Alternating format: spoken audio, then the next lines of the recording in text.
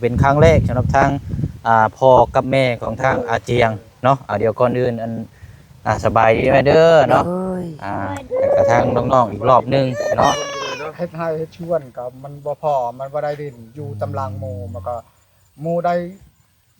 ก่อนแล้วหมู่อยู่ก่อนเอาอยู่ตำรางหมู่บ่ได้นำเข้าเลยเฮาสิถามก็สำหรับทาง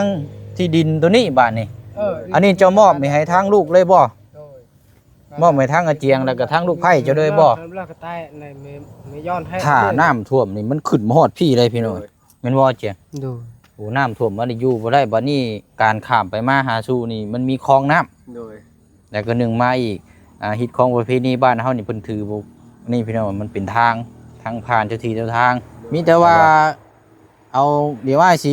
คุยแล้วก็แจ้งเลยเนาะเพราะว่าพี่น้องหลักๆเด้อนี่95%แต่ว่านี่เป็นยังบ่เชิงจังเอิ้นพ่อกับแม่เรามาถามนี่เพราะว่า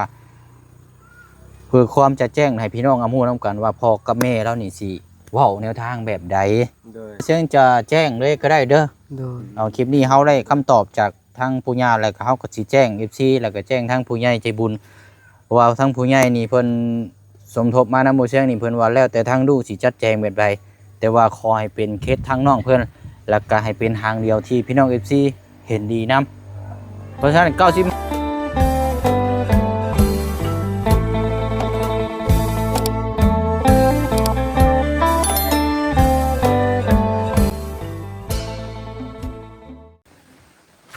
เอาลุยหรือบ่นะโอ้เอาเฮ็ดก็เฮ็ดสาพี่น้องเนาะนี่ได้สาได้เฮ็ดได้สร้างได้เฮาก็ทรงที่มีการแก้ไขแล้วก็อาจจะมีการคุยกันจาเว้านำกันอีกรอบนึงเนาะเอาถือว่าเปิดภาพเปิดกล้องมาบัดนี้พี่น้องเนาะสำหรับคลิปนี้ก็หลายคู่หลายคนอาจจะรอติดตามเพราะว่าคลิปที่แล้วนี่บ่เชิงแจ้งไปว่าทั้งอยากถามทั้งผู้เป็นแม่ทั้งอาเจียงนี่แหละพี่น้องเนาะมื้อนี้ก็ได้พูดกับคุยหลังไม้แล้วเดี๋ยวสิให้การสัมภาษณ์ทางผู้เป็นแม่หรือว่าทางแม่ย่าของทางน้องห้างนี่แหละพี่น้องเนาะว่าถามที่ดินจุดที่เฮาคุยกันนั่นแหละเนาะว่าเราสิให้คำแนวนำทางแบบใดนะพี่น้องเนาะครับทักทายสบายดีและสวัสดีพ่อแม่พี่น้องเบิดสู่คู่สู่คนเด้อพี่น้องเนาะพบเจอกันอีกคือเก่าคือเดิมเนาะเอาคลิปนี้ก็เฮาจะมาถามทางผู้เป็นแม่ของทางอาเจียงเนาะถามพูดคุยน้ำกันเนาะแต่ว่าทางน้องเพิ่นนี่บ่ไหวแล้วพี่น้องเอ้ยจักเหตุหลักปัจจัยยังบ่ฮู้อันนี้เนาะดำเนินการได้ขึ้นโค้งขึ้นทางท่าได้เอาจังไดก็คลิปนี้เดี๋ยวเฮาพูดคุยน้ำกันเนาะพี่น้องเอ้ยเดี๋ยวรอทางแม่เพิ่นมาก่อนเนาะคันว่าทั้งคือว่าเฮาอยากให้จัดแจ้งน้ำกันและพี่น้องถึงจะบริยูนี้หรือว่าอยู่ที่ดินแปลงไม้ก็แต่ว่าอยากให้ทั้งผู้เป็นพ่อกับแม่ก็ได้ทำฮู้น้ำกันเนาะเพราะว่าเป็นพ่อเป็นแม่ก็อยากให้ความเคารพซึ่งกันและกันเนาะโอ้ให้ได้ทางพ่อเรามาอะไรพี่น้องเนาะโอ้โดยเอาสบายดีเจ้าอันนี้พ่อของเงินเตียงบ่พ่อ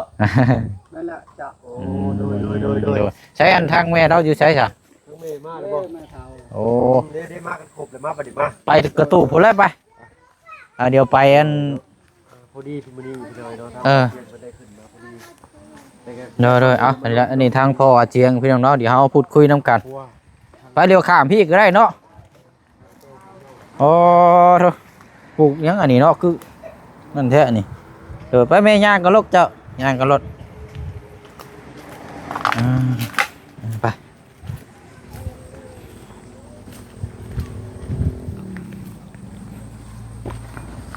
โอ้นี่ใครยังมีขัวไม้ไต้เนาะ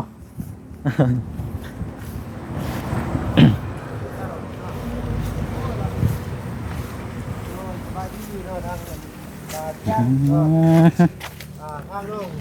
ห้างเนาะทั้งตุพ่อทั้งตุแม่มื้อนี้มาครบพร้อมหน้าพร้อมตาเดี๋ยวป้าจะเข้าไปในพุ่นละเข้ามาอันพี่ก็ได้น้องห้าง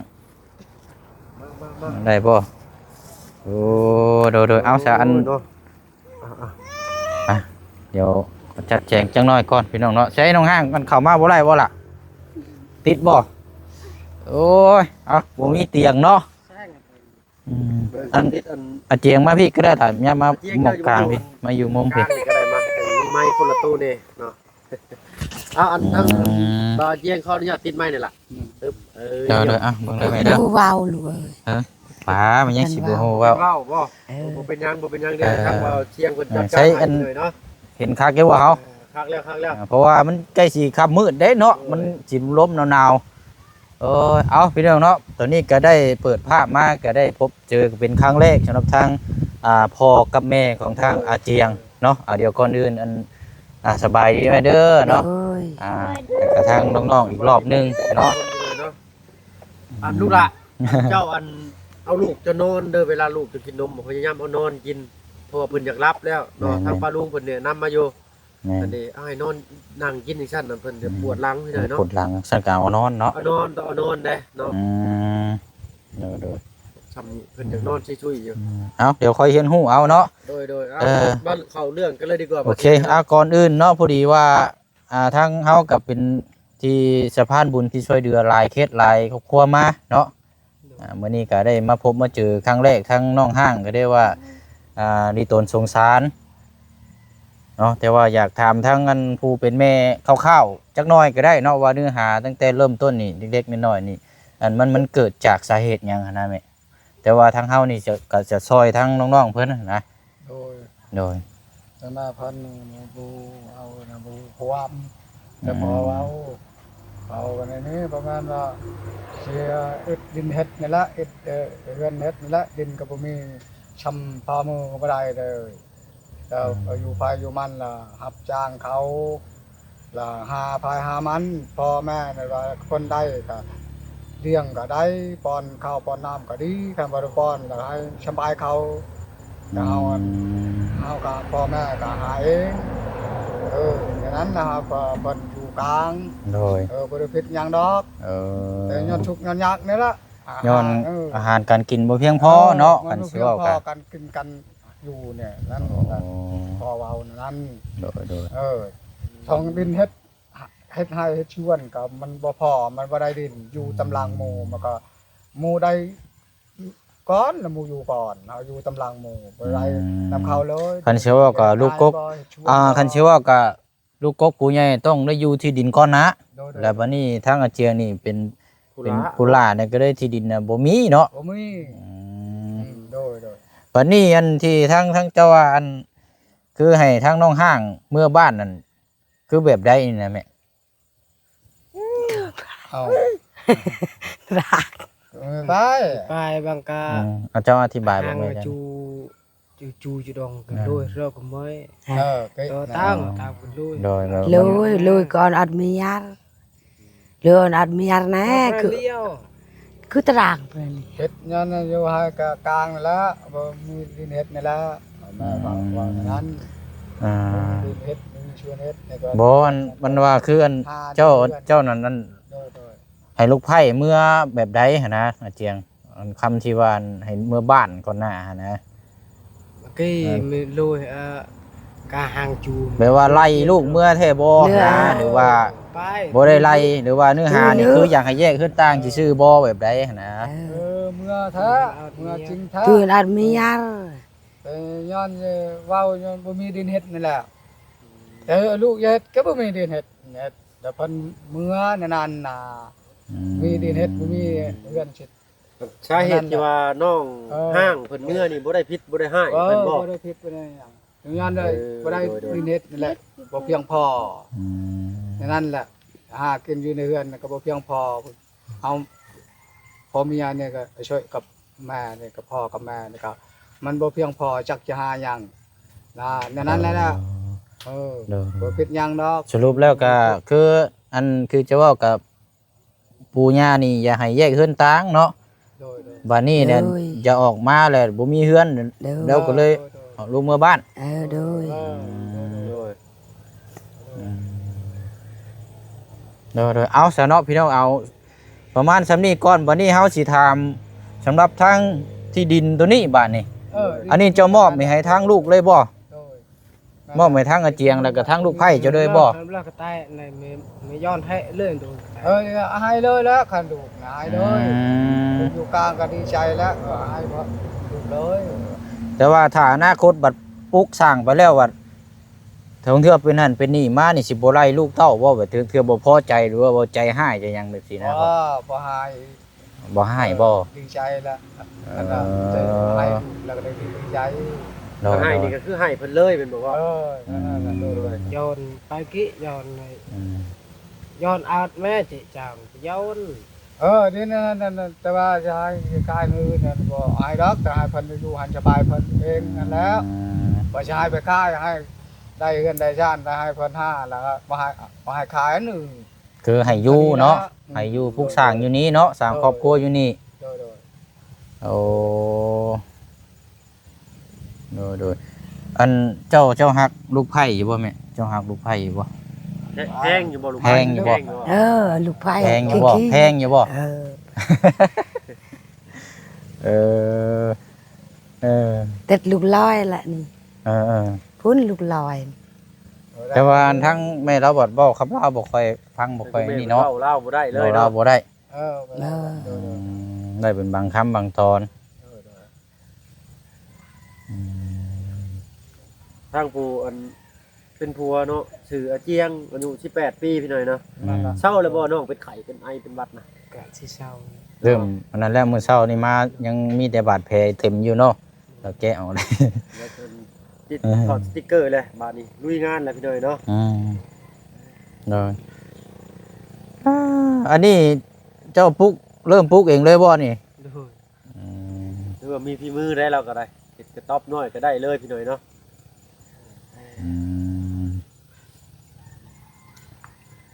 เอาเท่ากับถ้าว่าลูกปลูกสร้างอย่างอยู่นี่ก็แม่นว่าอายุได้ตลอดเลย นั่นน่ะ แต่ว่าหนึ่งมานี่คือเฮาฮู้กันนั่นแหละเนาะมันฟ้าฝนตกมานี่น้ำท่วมเลยบ่อยู่นี่นะ แล้วเตือกก็คือเมียน้ำท่วม โอ้ ได้ลูด น้ำนี่ขึ้นฮอดพี่อยู่บ่ เพียงนี่บ่ ทั่วหมดแล้วช้ำเพียงแอวนี่แหละนี่อันนี้น้องนี่ก็วัด โอ้มองเฮายืนอยู่นี่ก็แม่นขึ้นมาฮอดพี่บ่น้ำน่ะ ฮอดพี่แล้วฮอดพี่เพียงแอวนี่ ไปเตือกพระนาพูดกี่บาท น้ำท่วมหลายเนาะ ทาง ฮอดทางพุ่น น้ำยืนขึ้นฮอดพู คืออันทั้งพอน้องห้างว่าหั่นละ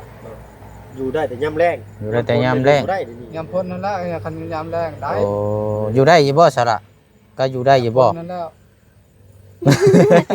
ต้องถามผู้อยู่ได้บาดนี่อยู่ได้อยู่บ่ อยู่ลำบาก กับถ้าว่าลำบากนี่มันเฮามองเห็นที่ลำบากอยู่แล้วหนึงมานี่ลูกว่าลูกน้อย นี่แหละ จังเทื่อว่าแม่เฮ็ดเนื้ออยู่เนื้อกินอยู่ลูกกำลังลื้อนี่มีเบิ่งมองซ้ายมองขวามีแต่ห้วยแต่ห้องเนาะลงน้ำลงในน่ะโอ้อันตรายต่อคนน้อยนะดินพอนี่เขาทอแต่คานี่ครับขึ้นไปเทิงนี้เนาะ อืม โดย เขาหมดดินเขาดินเขาหมดนะบ่ดินเลยดินทางหายทางชวนก็คือเก่า ดินนั้น มาจนสิจบเรื่องพี่หน่อยเนาะ เบิดเท่านี้ ได้ฮู้ชื่อเสียงเรียงนามตั้งตัวพ่อกับตัวแม่เพิ่นอยู่ อืม ขออนุญาตพอชื่อเท่าใด โดยชื่อกูม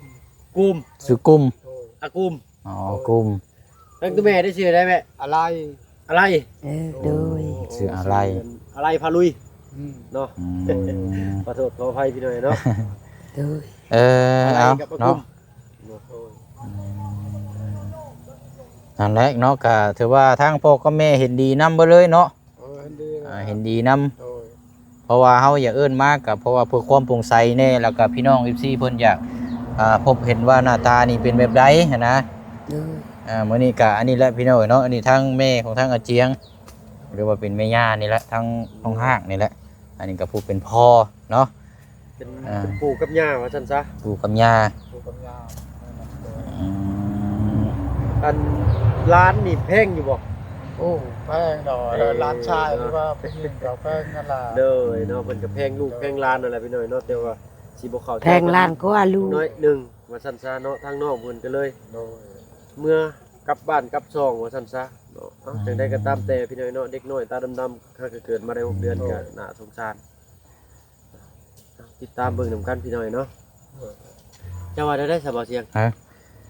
กะทั้งพ่อกับแม่เพิ่นว่าอนุมัติให้ทั้งลูกเต้ากะทำนั่นแหละแต่ว่ามันมีเหตุปัจจัยหนึงบัดนี้ก็คือเฮามองเห็นเพื่ออนาคตยืนยาวว่าเทื่อน้ำท่วมเนาะ โดย น้ำท่วมบัดมันอยู่บ่ได้เทื่อคนน้อยแล้วเทื่อเราดึงเข้าดึงน้ำลูกบ่ปล่อยดินบ่ยังตกน้ำตกในดึงมานี่มองไปทางนี้ก็ห้วยห้อง โดย ที่มองอื่นบ่มีบ่ฮอเบิดเท่านี้บ่ หมดเท่านี้แหละบ่มี คันว่าสิปลุกให้เรามองมาอีกบ่มีบ่ เอาละ เบิดเท่านี้บ่ เป็นอายเป็นน้องแล้วก็ อืม เขาก็ยังลายอายน้องคือนะ ยังมีพี่น้องอีกหลายอีก มีพี่น้องคือ โอ้ กัน หาเนาะโอ้ย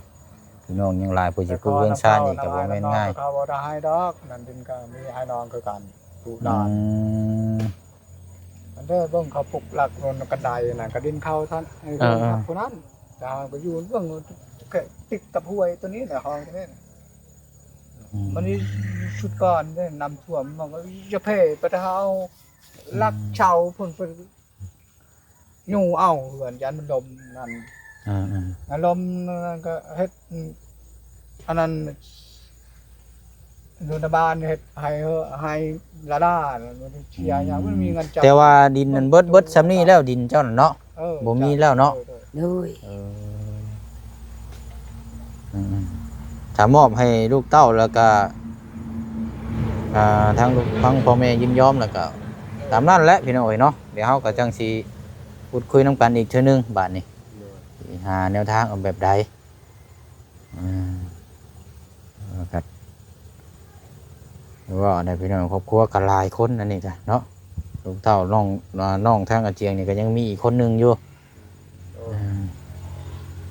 ถ้าว่าผู้ชายทางนี้ไปออกเพื่อนก่อนแม่นสิได้ปั้นมูลให้ก่อนเนาะ แม่นออกก่อนแล้วก็แบ่งให้ก่อนแล้วไป แบ่ง อยู่ ไปปลูกสร้างเฮือนว่าซั่น ปลูกสร้างเฮือนอยู่ก่อนแล้ว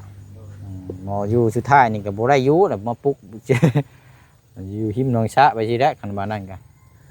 ว่าพื้นถึงคลิปน้องซะก็ทางฝั่งไทยก็เป็นถือเนาะถือว่าเป็นทางพี่พานว่าซั่นซะเนาะ ทางคลองน้ำเด้อยู่ใส่ก็คือกันแล้วอยู่ลาวเฮาก็ถือคือกันอยู่บ้านนี่เพิ่นบ่ให้ปลูกกัน คือกันเนาะ มันเป็นถ้าว่าปลูกสร้างก็แล้วอยู่อาจจะ มีดอกแนว มันมีแนวหันแนวนี้นะเพราะมันเป็นหม่องทางผ่านทาง สบายในอกในใจนี่ละเนาะ อันนี้เฮาเว้าตามความเชื่อ โดย บ่เชื่อก็แล้วแต่นะพี่น้องตามความเชื่อสนอจะประมาณสำนี้แล้วสนอเฮา โดย เพราะว่าทางพ่อกับแม่เพิ่นก็ยืนยันนั่นแหละพี่น้องมีแต่ว่าเดี๋ยวเพิ่มเติมจังใดก็จังว่าจังคุยน้ำกันอีกบัดนี้เดี๋ยวบ่เสียงสิคุยกับทางอาเจียงแล้วก็ทางน้องห้างอีกรอบนึง โดย เนาะเอาโอเคเด้อจ้ะแม่เด้อ โดย เอาขอมุกขอบใจหลายๆแม่เด้อ เด้อ โดยเอาหักแพงเนาะไปมาหาสู่ โดย โดยอ่ะอันนี้มีแต่ว่าอันเจ้าพากันเมื่อได้ก็ได้บัดนี้เด้อนี่เฮาสิคุยกับทางอาเจียงกับลูกจักก่อน เอาไปเลยจ้ะ คอยได้ เราจะหนุบไปเนาะแต่กระบะกระเบาะเราเพิ่นผัวเจียงนี่ ไปเพิ่นก็ได้ จะคือพ่อเนาะโตน้อยคือกัน อยากค่ายอยากค่ายคือพ่อ เลย อืม จะได้ตอดอันทำบ่อเสียงเฮาบาดนี้เรื่องราวเป็นมาแนวใดคือจังว่า มันก็เด้อ บ่เป็นไข่หรือบ่เป็นลูกเนี่ย เอาวันนี้เฮาได้ฟังน้ำกันแล้วก็รอก่อนบ่หรือว่าตัดสินใจเลย ก็สิเนาะถ้าหมู่ถ้าคู่กันบ่โตร่มกันก่อนบ่หรือแนวใด มันก็บ่ว่าเฮามองเห็นนี่เด้มันก็มีแต่ชำนี้ โดยก็ลองเอาลมเบิ่งก็คือสิทางเดียวกันนั่นแหละ เพราะว่าสิทางเดียวกันนั่นแหละเพราะว่าก็คือเพราะว่าคืออยู่นี่นั่น โดย ถ้าน้ำท่วมนี่มันขึ้นมาฮอดพี่เลยพี่น้อยแม่นบ่เจีย โดย โอ้น้ำท่วมมันอยู่บ่ได้บัดนี้การข้ามไปมาหาสู่นี่มันมีคลองน้ำ โดย แล้วก็หนึ่งมาอีกฮิตของประเพณีบ้านเฮานี่เพิ่นถือบ่นี่พี่น้องมันเป็นทางผ่านเจ้าที่เจ้าทาง โดย แต่ว่าไปมีการปลูกสร้างหยังขึ้นนี่อาจจะบ่แนวบ่ดีบ่งามแบบว่าเจ็บไข้ได้โซตลอดนะ โดย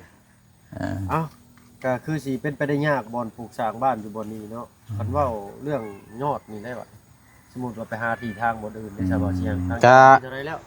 มีแต่ว่าเอาเดี๋ยวว่าสิคุยแล้วก็แจ้งเลยเนาะ โดย เพราะว่าพี่น้องหลักๆเด้อนี่ 95% โดย แต่ว่านี่เป็นหยังบ่เชิงจังเอิ้นพ่อกับแม่เรามาถามนี่เพราะว่าเพื่อความจะแจ้งให้พี่น้องฮู้นํกันว่าพ่อกับแม่เรานี่สิเว้าแนวทางแบบใด โดย พี่น้องก็ได้ฟังนํกันและฮู้นํกันแล้วก็แต่ว่า95%นี่คือพี่น้องคือบ่อยากให้อยู่ที่ดินอยู่นี้ตอนนี้นะ แม่นอยู่ ม ถ้าว่าเพิ่งได้ลงคลิปไปแล้วก็ได้ไล่อ่านเบิ่งคอมเมนต์พี่น้อยเนาะ อืม ทุกคอมเมนต์เลยเมื่อคืนนี่เนาะก็เป็นเสียงเดียวกันว่า เสียงเดียวกัน อให้ได้หาที่ใหม่ให้น้องเพิ่น อืม ปัญหาหลักๆก็อยู่ที่ว่างบประมาณเท่านี้แหละนำบ่เสียงจักมีเท่าไรแหละตอนนี้นะ ถามว่าวางงบประมาณนี่บ่คอนเฟิร์มได้พี่น้องคอนเฟิร์มแต่ว่าคือบ่เสียงแจ้งพ่อพี่น้องไปนั่นแหละพี่น้อง FC ว่าให้บ่เสียงบุกตามเต็มที่พี่น้อง FC ก็ต้องบุกตามน้ำบ่เสียงนํ โดย ต้องเข้าใจกันเด้ตัวนี้นะ โดย แล้วก็ต้องดึงน้ำกัน โดย แต่ว่าอนาคตทางน้องๆเพิ่นนี่เป็นมาจังใดนี่บ่เสียงนี่บ่ฮู้เพราะว่าบ่แม่นคนดูดวง โดย เป็นเคสที่ผ่านมาที่เพิ่นเอามาเปรียบเทียบอย่างนั้นซี่นี่ก็แล้วแต่เคสที่ผ่านมาแต่ว่าเพิ่นว่าย่านเป็นเคสที่คือมีประสบการณ์คือเคสน้องปลาน้องใดจังซี่นะเนี่ยบ่ดีบ่งาม โดย แต่ว่านี่เฮาจะไปเว้าสิกับเคสที่ผ่านมาเฮามองอนาคตทางน้องเพิ่น เพิ่นบ่เห็นเนาะ อย่าไปเปรียบเทียบแบบซั่นพี่น้องบางเทื่อเพิ่นก็อาจจะอ่าดีเนาะ อันน่ะน้องอาเจียง โดย หักแพงเมียอยู่กับลูกอยู่บ่ แพงและ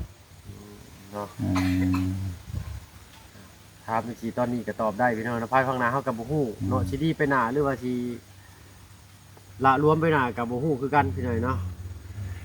เฮาก็ซอยซำเฮาซอยได้แหล้วพี่น้อยเนาะ เอาแล้วนะเอามีแต่ว่าเดี๋ยวทางผู้เชี่ยวจะแจ้งเลยก็ได้เด้อ โดย เอาคลิปนี้เฮาได้คำตอบจากทางผู้ใหญ่แล้วก็เฮาก็สิแจ้ง FC แล้วก็แจ้งทางผู้ใหญ่ใจบุญเพราะว่าทางผู้ใหญ่นี่เพิ่นสมทบมานำผู้เชี่ยวนี่เพิ่นว่าแล้วแต่ทางลูกสิจัดแจงแบบใดแต่ว่าขอให้เป็นเคสทางน้องเพิ่นแล้วก็ให้เป็นทางเดียวที่พี่น้อง FC เห็นดีนํเพราะฉะนั้น 95% ที่ผู้เชี่ยวเว้านี่คือที่ดินพื้นนี้เพิ่นบ่อยากให้อยู่ โดย มีแต่ว่าจะหาที่ดินพื้นไม้ให้ทางน้องๆเพิ่นบัดนี้พี่น้อย โดย หาซื้อไม้ที่ดินให้ไม้กว้างเดินยาวเท่าใดเอาพอได้ปลูกเฮือนแล้วก็ให้อยู่ให้เป็นของตัวเองบ่ต้องโยกย้ายไปทางใดลูกเต้ามาก็อยู่หั่นบ่ต้องมีญาติมาไผสิมาไล่ โดย คือเฮาตัดปัญหาออกเลยตรงนี้นะสบาย โจังซั่นก็ดีได้ อื เนาะ ม บ่ต้องย่านไผมาย่านมาซิงมาไล่เฮาอยู่บ้านนี้ เฮาอยู่เฮือนซานเฮาอยู่ที่ดินของเฮาเองแหละ โดยมีแต่ บ่ต้อง เจ้าสองคนนั่นแหละหักแพงเบิ่งแย่งกันบัดนี้เด้อ มันขึ้นอยู่กับมันขึ้นอยู่กับชุมเจ้าเองได้บัดนี้หั่นนะเฮาประกอบประคองดึงซ้ายดึงขวากันนั่นแหละซ้ายสิตกกับขวาดึงขวาสิตกกับซ้ายดึง โดย ดึงให้มันสม่ำเสมอเอาอะไรเนาะก็มีแต่ว่าเฮาสิเปิดสมทบเลยพี่น้องเอ้ย โดย ซื้อที่ดินให้ทางน้องเพิ่นบาทนี้ โดย ตอนนี้น้ำบูเชียงนี่มีอยู่10 ล้านกับ200,000กีบที่บูเชียงแจ้งไปเด้อ โดย อันนี้ทางผู้ใหญ่ใจบุญนี่เพิ่นก็ว่าแล้วแต่ลูกสิจัดแจงแบบใดตอนที่แรกอะทางแม่ใจดีเพิ่นฝากมาเพิ่นว่าอยากให้ซอยต่อเติมตัวนี้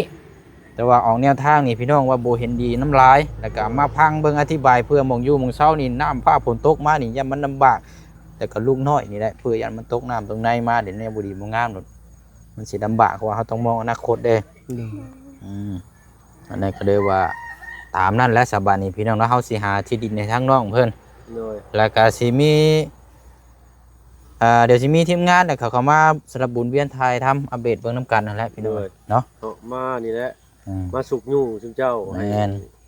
มีชีวิตที่ดีขึ้นกว่าเก่าเนาะบ่น้อยก็ร้ายบ่ร้ายก็น้อยเนาะ โดย จังน้อยก็ดีขึ้นกว่าเก่าก็ยังดีว่าซั่น แม่น ๆมีแต่ซุมเจ้าทั้งสองคนบัดนี้หักแพงเบิ่งแย่งเอากันนั่นแหละคือทางบ่อเที่ยงเพิ่นว่าหัวซ้ายเมียขัวซ้ายสิตกก็เบิ่งขัวดึงไว้ แม่น โดย สิตกขัวก็เบิ่งซ้ายดึงไว้เบิ่งขัวดึงไว้เนาะกลับไปกลับมาแล้ว ดึง ก็ ไปดึงมาและแบบคือเฮือนได้เฮือนสิล่มเฮายังหาเนี่ยมันค้ำไว้เนาะคันปล่อยมันล่มเลยกับคนซ้ำคนก็ไปเลย มันเปรียบเทียบง่ายๆหั่นนะ เนี่ยคันว่า อืม สีพิษสิเที่ยงกันบัดหน้าก็มีแต่มาเปิดเบิ่งคลิปของซุมอ้ายเนาะซุเจ้าเว้ากันแนวใดไว้เนาะซุมอ้ายสิลงป้าไว้ในนี่เช่นลูกเช่นหลานพุ่นแหละจนพุ่นแหละจนเขาลบทิ่มพุ่นแหละเนาะจน YouTube แบนทิ่มพุ่นแหละพี่น้อยเนาะ ก็ มีแต่ว่าบัดนี้เนี่ยเฮาได้แจ้งแล้วก็สมทบแล้วก็ติดตามน้ำกันยาวๆบัดนี้พี่น้องติดตามน้ำกันยาวๆเรื่องที่ดินต่อไป โดย เรื่องที่ดินอีกแนวหนึงติดตามตัวนี้นะแล้วบัดนี้ต่อที่เฮายืนอยู่ในตอนนี้นี่เจ้าเฮ็ดได้ก็ได้ล่ะเด้อ บ่ได้ ลุยเลย เช้าก่อนเนาะ สามเฮาได้ที่ดินแล้วเฮาปลูกตัวนี้ก่อน เนาะ หั่นนะปลูกตัวนี้ก่อน เพราะว่าเฮาบ่ฮู้ว่างบนี่สิได้ประมาณส่ำใดเดี๋ยวที่ดินบ่ฮู้ว่าสิที่ดินส่ำใด โดย กวางยาวส่ำใดแต่ว่าเฮาก็ต้องเบิ่งเหตุเบิ่งผลราคาเนี่ยพี่น้องเฮาก็เบิ่งนํกันว่ามันแพงหรือว่าบ่แพงเฮาต้องติดตามเบิ่งนํกันอีกเพราะว่ามีที่ดินจุดหนึงที่ทางอาเจียงว่าอยู่ข้างริมตัวนี้ เนาะ ฝั่งนั้นน้ำบ่ท่วมได้ฝั่งนั้นเนาะ แม่นฝั่งทางเฮือนของทางน้องแช่เพราะว่าน้ำบ่ท่วมทางนั้นก็ โดย แล้วก็ติดทางถนนใหญ่อีกอาจจะเหมาะทางน้องเพิ่นอนาคตนี่ถ้าว่าได้ที่ดินพื้นนั้นนี่ก็อนาคตเปิดร้านค้าร้านขาย แต่ว่าราคานี่บ่ฮู้ได้พี่น้องเดี๋ยวไปเบิ่งนํกันแล้วสิให้ทางอาเจียงไปนำแนวทางเจ้าของที่ดินที่เจ้าว่าเพิ่นอยากขายบ่ล่ะ โดย แนวทางแล้วเฮาจังไปเบิ่งนํกันอีกทีหนึงพี่น้องแต่ว่าก่อนอื่นบัดนี้ก็เพื่อความสบายใจแล้วกันเอาดูตัวนี้ก่อนก็ได้เนาะ โดย พากันคอยเฮ็ดตัวนี้ โดย มุงตัวนี้แหละพากันมานอนอยู่นี่ก่อนสามเฮาได้ที่ดินที่ทางเนาะไปโอเคให้พี่น้องเอาซ้ำนี้ก้อนบาทนี้เนาะ โดย ว่ามีอย่างเพิ่มเติมก็จังสิมาแจ้งให้พี่น้องเฮานะครับไปส่งน้ำกัน แต่ว่าก่อนสิจากจะลาบ่เชิงจะขออธิบายแล้วก็ฟัง โดย ฟังเด้อเพราะว่าตอนนี้นะบ่เชิงเริ่มได้เริ่มเป็นหยังพี่น้องเริ่มคือให้เชื่อฟังให้เชื่อฟังอันใดมันดีเฮาก็เฮ็ดถ้าอันไหนมันบ่ดีเฮาก็ตัดออกไปเด้อเสืออ้ายโดน โดย พอจะได้เคสนี่ถ้าว่าได้เชื่อเนี่ยอาจจะได้มีผลตามกันมาไม่ได้ว่าให้ประคับประคองกันในนี้ต่อไปไปมาหาสู้เป็นคนอ้อมน้อมถ่อมตนเนาะ โดย ว่าทางอาเจียงแล้วก็สีนั่นนี่ดอกพี่น้องเราบุคคลบริกินดอกเมายาเนี่ยก็ทั้งนี้ก็เป็นคนเงียบนั่นนี่ดอกเนาะหรือว่าเบ้าเก่งเจ้าว่าให้ผัวบ่จักนี่บ่ ให้ผัวจะบ่เจ้าให้ผัวจะบ่เออเนาะ อะไรเนาะก็จังว่าจังคุยน้ำกันบัดนี้เดี๋ยวสิติดตามกระตูบในน้ำแล้วก็แจ้งพี่แจ้งน้องเรื่องที่ดินแล้วก็เฮาสิไปเบิ่งที่ดินถ้าที่ดินพื้นนี้บ่ได้เฮาก็ไปเบิ่งน้ำกันเรื่อยๆนะแต่ว่าเฮาพักอยู่นี่ก่อนเนาะ โดย ไปหั่นแหละเนาะมีหยังอยากเว้าอันน้ำพ่อแม่พี่น้องเฮาอยู่บ่ บ่มีหยังบ่มีหยัง เอาต้องมีจักหน่อยแหละเนาะ โดย คันบ่มีก็มีแต่ว่าหนมมือฝากของมุกขอบใจทั้งผู้ใหญ่และก็ FC นั่นล่ะเด้อหนมมือใส่หน้าเอิกนี่งามๆแล้วก็นี่แหละเด้อ ขอบใจหลายๆเด้อผู้ใหญ่ใจบุญที่ซอยน้อง ผู้ใหญ่ใจดี ให้อยู่ดีมีแห้งความเจ็บบ่ให้ได้ความไข้บ่ให้มี ความเจ็บอยู่ดี ให้อายุมันขวัญยืนสาธุ สาธุ โดยทางน้องห้างนี่เป็นญาติกับน้องปูนา ญาตินมปูนาบ่ น้องปูนาเต็มๆแล้วได้นี่ โดย ไปซะเนาะเดี๋ยวมอบหน้าที่นี้ให้ทางน้องเพิ่นต่อเติมจะเด็กจะน้อยเดี๋ยวว่ามีหยังเพิ่มเติมเดี๋ยวทางผู้เชี่ยวจะนำพาพ่อแม่พี่น้องเฮาบุกไปเบิ่งน้ำกันอีกเนาะโอเคบัดนี้เนาะกับเวลาก็สิว่ามานี่แหละเนาะเฮาก็ได้พูดได้คุยกับทางปู่ย่าเพิ่นก็ให้อธิบายนั่นก็ยืนยันบอกแล้วพี่น้องแต่ว่าเอาตัดสินใจนี่แน่นอนนั่นแหละบ่เสียงกันนั่นก่อน โดย มีแต่เบิ่งแยง ซะเนาะ เดี๋ยวเข้ามาใหม่ ไปก่อนเนาะสบายดีจ้ะโดยเนาะ เอาเนาะมามุมท้ายนี่ก่อนเนาะพี่น้องไว้ท้ายคลิปเดี๋ยวเฮาแจ้งพี่แจ้งน้องนำกันอีกก้อนหนึงเนาะเพราะว่าเฮาก็ได้รับรู้แล้วก็พูดคุยทางปู่กับย่าแล้วแหละพี่น้องเนาะแต่รับฟังเรื่องราวที่เกิดที่ผ่านมาก็เฮาก็บ่อยากเว้าหลายพี่น้องเนาะเพราะว่ามันก็เว้าหลายมันก็ผิดกันซื่อๆพี่น้องเนาะมีแต่ว่าเฮาหาแนวทางซอยทางน้องเพิ่นบัดนี้เนาะเราก็ที่ดินที่ทางเราก็มีแต่ซ้ำนี่ได้พี่น้องให้ทางลูกเต้าว่ะเพราะว่าที่ดินมองที่ปลูกมองอื่นน่ะคืออ้ายน้องปลูกไว้เบิดแล้วเนาะแต่ว่ามองที่ดินมองนี้บัดน้ำท่วมอยู่บ่ได้บัดนี้เพื่อความปลอดภัยเนาะเพื่อความปลอดภัยน้ำท่วมมากับลูกเต้าเนี่ยพี่น้องมันยากเนาะไปเนาะทางผู้เชี่ยวก็ได้ตัดสินใจ นี่แหละพี่น้องเนาะตามคำเรียกร้องพี่น้อง FC เฮาประมาณ 95%คลิปที่ผ่านมาบ่เสียงน้องกับเพื่อเอาหยังพี่น้อง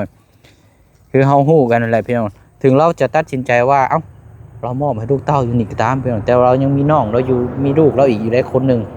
ถามหมอน้อยนั่นมื้อใดมื้อหนึงนะบ่พอใจเพราะว่าเราอยู่หั่นมาไล่ทั้งนี้อีกบาดนี้มันยากเลยพี่น้องเนาะคันสิเว้ากันมันบ่เด็ดขาดยังบ่100%เพราะฉะนั้นก็เอาบ่เสียงตัดสินใจแล้วก็มีแต่ว่าเฮาเบิ่งน้ำกันและบาดนี้พี่น้องเนาะเรื่องเปิดสมทบซื้อที่ดินให้ทางน้องเพิ่นบาดนี้เนาะน้ำบ่เสียงนี่มีอยู่10 ล้านกับ200,000กีบเนาะเดี๋ยวคลิปหน้าพี่น้องเนาะเดี๋ยวพาพี่พาน้องไปชมบรรยากาศหม่องที่ดินที่ว่าทางน้องเพิ่นว่าคนในบ้านนี่ว่าสิขายพี่น้องแต่ว่าบ่ฮู้ว่าสิขายเท่าไรแต่ก็กว้างยาวนี่เท่าไรเนาะเดี๋ยวจังไปต่อน้ำกันเนาะพี่น้องเนาะเดี๋ยวคลิปนี้ลาพี่ละน้องไปก่อนเด้อพี่น้องเนาะขอบมุกขอบใจขอบคุณพี่น้องเฮาเบิดสุขุสุคนแล้วก็ทั้งผู้ใหญ่ใจดีเนาะที่เข้ามาสดซอยที่เบิ่งแย่งอุ้มชูเนาะเดี๋ยวพบเจอกันในคลิปหน้าตัวนี้ให้เราต่อเติมไปพี่น้องมาส้นเซานอนอยู่นี่ก่อน3ได้ที่ดินที่ทางใหม่จังว่ากันอีกเนาะพี่น้องเนาะบ๊ายบายเด้อพี่น้องเนาะสบายดี